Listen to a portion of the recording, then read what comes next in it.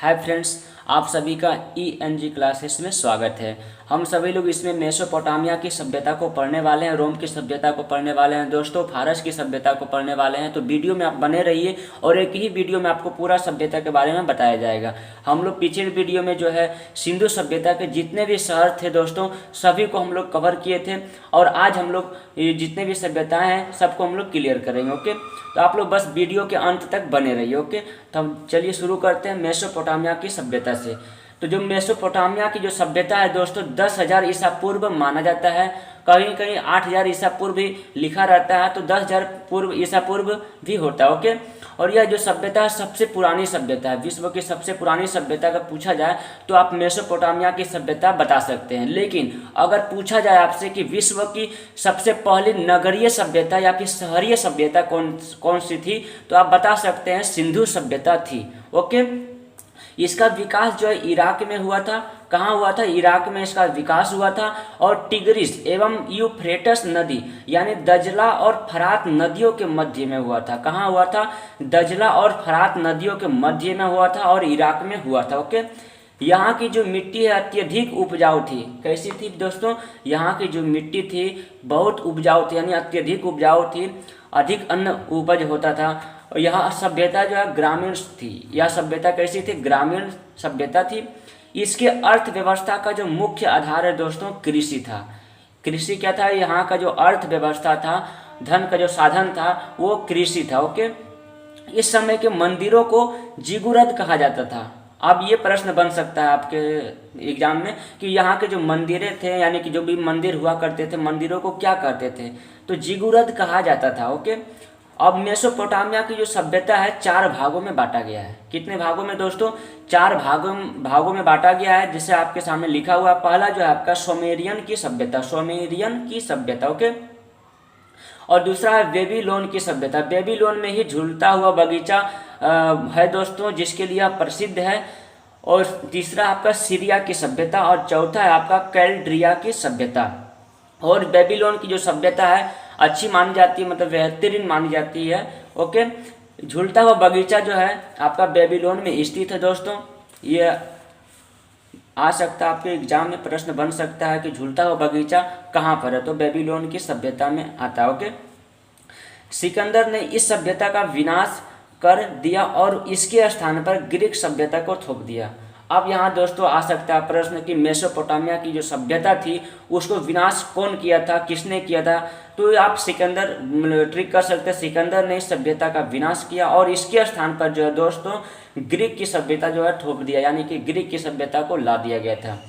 विश्व की सबसे पहली सभ्यता मेसोपोटामिया की सभ्यता, यानी सबसे पुरानी जो सभ्यता है आपका मेसोपोटामिया की सभ्यता है, जबकि विश्व की पहली नगरीय सभ्यता सिंधु सभ्यता थी दोस्तों।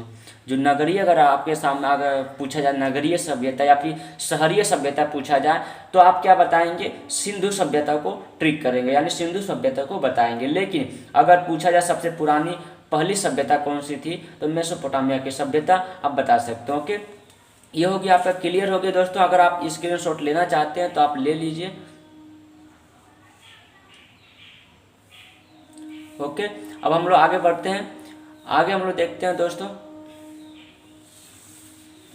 हम लोग देखने वाले हैं आगे अब मिस्र की सभ्यता। अब मिस्र की जो सभ्यता थी दोस्तों, ये जो है 2100 ईसा पूर्व माना जाता है। 2100 ईसा पूर्व पुराना है। यह मिस्र के रेगिस्तानों में स्थित थी। कहाँ स्थित था? यह रेगिस्तानों में स्थित था। इसे नील नदी के मतलब इसे नील नदी की देन कहते हैं। यह जो है सभ्यता नील नदी की देन कहा जाता है। ओके, इस सभ्यता के विकास फिरौन के नेतृत्व में हुआ था, मतलब किया गया था। फिरौन कौन था? वहाँ का राजा था दोस्तों। तो इसके नेतृत्व में जो है इस सभ्यता का विकास हुआ था।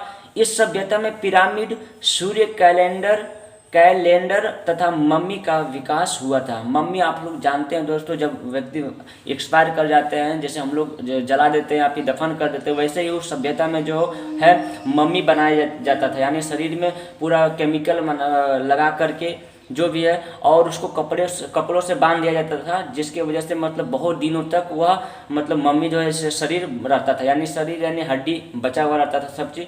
तो यह जो सभ्यता थी कहाँ की सभ्यता थी, मम्मी की जो बनाने का जो सभ्यता है यह मिस्र की सभ्यता थी। कहा जाता है कि मिस्र की जो रसायन विज्ञान है बहुत सुदृढ़ था, बहुत अच्छा था, मतलब इसलिए वो लोग जो है मम्मी को मतलब मम्मी का विकास किया था। ओके, इस सभ्यता का रसायन शास्त्र सुदृढ़ था। ओके, गीजा का पिरामिड जो सबसे प्रसिद्ध है, यहाँ पर मतलब यात्री घूमने भी जाते हैं। पिरामिड जैसे कि गुफा होता था, उसमें राजाओं का भी निवास रहता था। ओके, तो अब हम लोग आगे देखने वाले दोस्तों रोम की सभ्यता।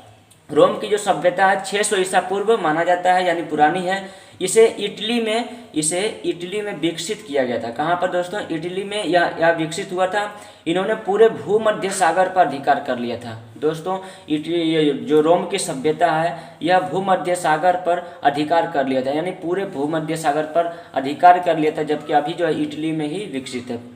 प्राचीन सभ्यता की यह सबसे विकसित सभ्यता थी। अब दोस्तों जो पूछा जाए कि प्राचीन में सबसे विकसित सभ्यता कौन सी थी, तो आप रोम की सभ्यता को ट्रिक कर सकते हैं। ओके, आज भी इस सभ्यता के अवशेष सुरक्षित बचे हुए हैं। आज भी इस सभ्यता के जो अवशेष है, जो भी साक्ष्य है, अभी भी बचा हुआ है। ओके, इस सभ्यता के दो सबसे बड़े राजा जूलियस सीजर एवं आगस्टस थे। ओके, इस सभ्यता के जो दो सबसे बड़ा राजा था दोस्तों, जूलियस सीजर एवं आगस्टस थे। कौन थे? जूलियस सीजर एवं आगस्टस थे। ओके, देखिए नोट में आपका लिखा हुआ है, जूलियस सीजर की हत्या धोखे से हुई, उसके मंत्रिमंडल द्वारा कर दी गई थी। जो इसका जो राजा था यहाँ का, जूलियस सीजर की जो हत्या हुआ था दोस्तों, वो उनके जो मंत्रिमंडल थे, उनका जो सैनिक थे, वही लोग किए थे और धोखे से किए थे। जब वो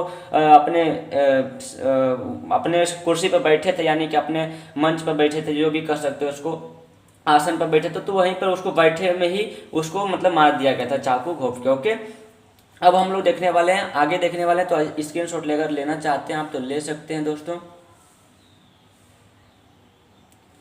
अब हम लोग आगे देखने वाले हैं फारस की सभ्यता को। ओके, फारस की सभ्यता को हम लोग पढ़ने वाले हैं आगे।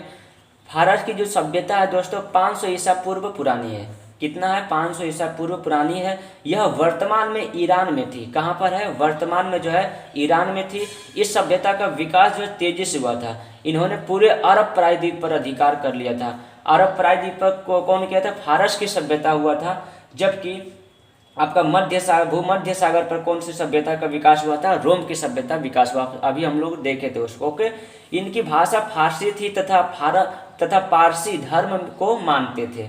ओके, यह जो सभ्यता थी किसको मानता था? पारसी धर्म को मानते थे और इसका जो भाषा था फारसी थी। ओके, सिकंदर ने इस धर्म का अंत कर दिया था। अब दोस्तों सिकंदर ने इस धर्म का अंत किया था। सिकंदर जो है आपके मेसोपोटामिया की सभ्यता को भी अंत किया था। आप पढ़े हैं अभी जस्ट। और हम लोग आप आगे देखने वाले हैं स्पार्टा। स्पार्टा को कहा जाता है, स्पार्टा के जो सैनिक थे दोस्तों बहुत मजबूत था, बहुत शक्तिशाली मतलब कहा जाता है था। तो हम लोग देखने वाले आगे। स्पार्टा अपने बहादुर सैनिकों के लिए विख्यात था। अपने बहादुर मतलब मजबूत सैनिकों के लिए वह जो प्रसिद्ध था दोस्तों स्पार्टा। ओके, यह ग्रीस के पास एक छोटा सा क्षेत्र था। कहाँ था? ग्रीस के पास एक छोटा सा क्षेत्र था। स्पार्टा के मात्र 300 सैनिकों ने, कितना? स्पार्टा की, इसको आप ध्यान में रखिएगा, स्पार्टा का जो है मात्र 300 सैनिकों ने लियोनाइडस के नेतृत्व में ग्रीस के 20,000 सैनिकों को दे दी थी, यानी कि मार गिराया था। कितने? 20,000 सैनिकों को दोस्तों मार गिराया था। सिर्फ और सिर्फ 300 सैनिक ने 20,000 सैनिकों को मार दिया था। सोचिए दोस्तों कितना शक्तिशाली रहा होगा। कहा जाता है कि यहाँ स्पार्टा का जो सैनिक थे, जब उसको ट्रेनिंग दिया जाता था 12 साल की उम्र से लेकर के 20 साल की उम्र तक उसका ट्रेनिंग ही चलता था। उसको मतलब तैयार ही करवाया जाता था, मतलब उसका ट्रेनिंग दिया जाता था। ओके, तो सोच सकते हैं दोस्तों 8 सालों में कितना वो मजबूत हो जाता होगा। तो 300 सैनिकों ने 20,000 सैनिकों को मार गिराया था। ओके, ग्रीस की विशाल सेना का नेतृत्व जो है जर्कसीज कर रहा था। ग्रीस की जो विशाल सेना था दोस्तों उसका नेतृत्व कौन कर रहा था? जर्कसीज कर रहा था। और जर्कसीज ने धोखे से स्पार्टस को हरा दिया था। किसको हराया था? स्पार्टनस को हरा दिया था। ओके दोस्तों, और आगे देखिए आपके सामने लिखा हुआ पीली नदी की सभ्यता। जो पीली नदी है यह चीन में स्थित है दोस्तों। यह चीन में 5,000 ईसा पूर्व विकसित थी। ह्वांगो नदी के तट पर इसका विस्तार था। यह सभ्यता अपने उपजाऊ भूमि के लिए प्रसिद्ध थी। पीली नदी जो है किसके लिए प्रसिद्ध है दोस्तों, अगर पूछा जाएगा आपको तो आप बता सकते हैं जो पीली नदी है यह जो है अपने उपजाऊ मतलब भूमि के लिए प्रसिद्ध है। बहुत उपजाऊ भूमि था, इसके लिए वह प्रसिद्ध था वो पीली नदी। ओके, ये आपका समाप्त हो गया दोस्तों। अब हम लोग जो है आगे हम लोग फिर पढ़ेंगे, अगले वीडियो में मिलते हैं दोस्तों। तो आज के लिए इतना ही। अगर आप स्क्रीनशॉट लेना चाहते हैं दोस्तों तो ले लीजिए और चैनल को सब्सक्राइब कीजिए। अगर आप पिछले वीडियो को नहीं देखे हैं तो आप ज़रूर देखिएगा। ओके, आज के लिए इतना ही, धन्यवाद।